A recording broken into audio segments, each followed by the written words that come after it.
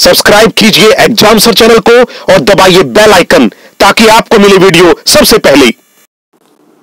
मुश्किल नहीं है कुछ दुनिया में, मुश्किल नहीं है कुछ दुनिया में, तू जरा हिम्मत तो कर। अरे ख्वाब बदलेंगे हकीकत में, अरे ख्वाब बदलेंगे हकीकत में, तू जरा कोशिश तो कर, तू जरा कोशिश तो कर।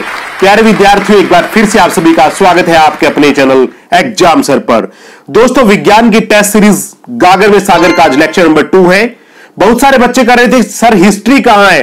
प्यारे बच्चों, आप ही ने तो कहा है कि Monday Tuesday Wednesday sir science करवाया करें और थर्सडे से लेकर सैटरडे तक हिस्ट्री। तो वीरवार को आपका हिस्ट्री का लेक्चर नंबर 24 आ जाएगा, चिंता मत कीजिएगा। तो स्टार्ट करते हैं गागर में सागर सीरीज का लेक्चर नंबर 2 साइंस का।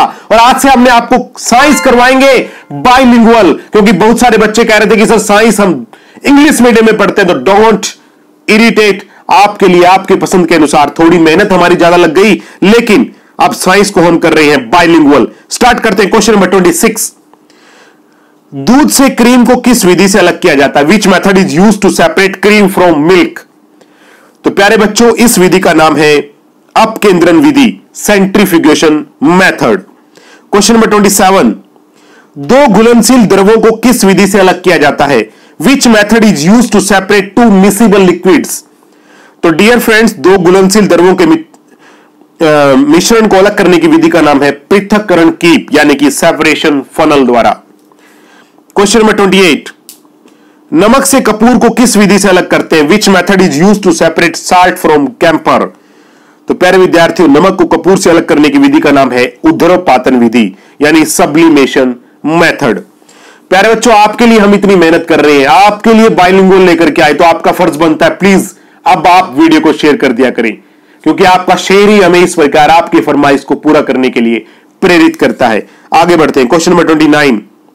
रंगों को किस विधि से अलग किया जाता है? Which method is used to separate colours?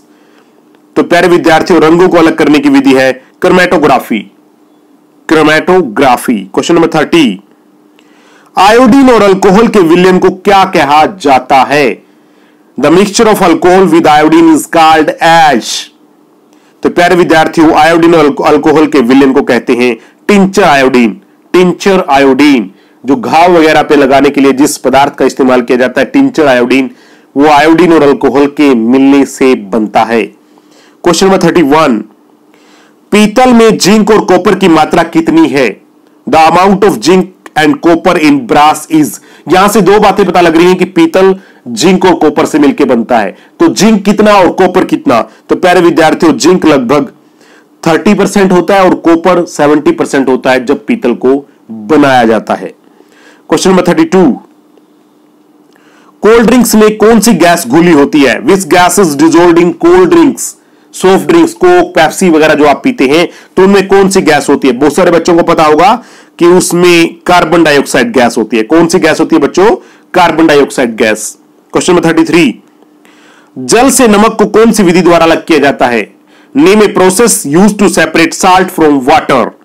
तो प्यारे विद्यार्थियों, उस विधि का नाम है वेपराइजेशन या डिस्टिलेशन, यानी कि वाष्पीकरण या आसवन विधि। Okay, question number 34। दो या दो से अधिक पदार्थों के निश्चित अनुपात में मिलने से बने पदार्थ को क्या कहते हैं? Name the substance formed by mixing of two or more substance in uniform composition. निश्चित अनुपात मतलब यानी कि कोई भी दो चीजों को मिलाया गया तो उनका जो रेशियो है वो फिक्स है, यानी 4 ग्राम चीनी तो 4 ग्राम, 10 ग्राम नमक तो 10 ग्राम। समझ में आ रहा ना कि फिक्स अमाउंट में अगर किसी चीज को मिलाया जाए तो उस पदार्थ को क्या कहा जाता है? तो डियर फ्रेंड्स, उसे कहा जाता है यौगिक, यानी कि कंपाउंड। Question number 35। दो या दो से अधिक पदार्थों को किसी भी अनुपात में, यानी कि एनी रेशियो में अगर सब्सटेंस को मिलाया जाए तो उसे क्या कहा जाएगा? Any ratio. तो प्यारे विद्यार्थी, उसका नाम है मिश्रण, यानी मिक्सचर। मिट्टी और पानी को किस विधि से अलग किया जाता है? Which method is used to separate soil from water? तो dear friends, soil from water को अलग करने की विधि सिंपल, यानी कि फिल्ट्रेशन, जिसे हिंदी में निस्यंदन कहते हैं, निस्यंदन। Question number 37। विलियन के कणों का आकार कितना होता है? विलियन यानी ट्रू सॉल्यूशन के जो पार्टिकल्स है उनका साइज क्या होता है? यह कॉम्पिटिटिव एग्जाम में बहुत बार आया और बहुत सारे बच्चे ऑप्शन देखते घबरा जाते हैं कि ये क्या साइज पूछ लिया। तो प्यारे विद्यार्थियों, विलियन के कणों का यानी ट्रू सॉल्यूशन के जो पार्टिकल साइज है वो 1 नैनोमीटर से कम होता है, लेस देन 1 नैनोमीटर। नैनोमीटर समझ रहे हैं ना? 1 मीटर से 10 की पावर -9 गुना कम।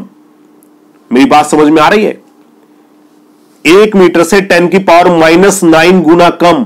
10 की पावर -9 कितना होता है बच्चों? बताओ, कमेंट बॉक्स में लिख देना कितने करोड़ गुना कम 1 मीटर से।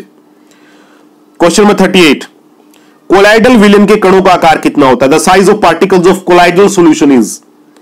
तो डियर फ्रेंड्स, कोलाइडल विलियन के कणों का आकार होता है 1 से 1000 नैनोमीटर, 1 to 1000 नैनोमीटर।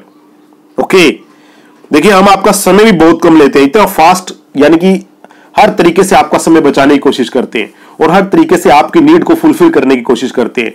तो प्लीज हमारे वीडियो को शेयर कर दिया करें, क्योंकि पिछले कुछ दिनों से जो आपकी शेयरिंग है वो बहुत कम हुई है प्यारे विद्यार्थियों, और जो हमारे खास स्टूडेंट्स हैं हम उनसे अनुरोध करेंगे कि प्लीज वीडियो को शेयर कर दिया करें।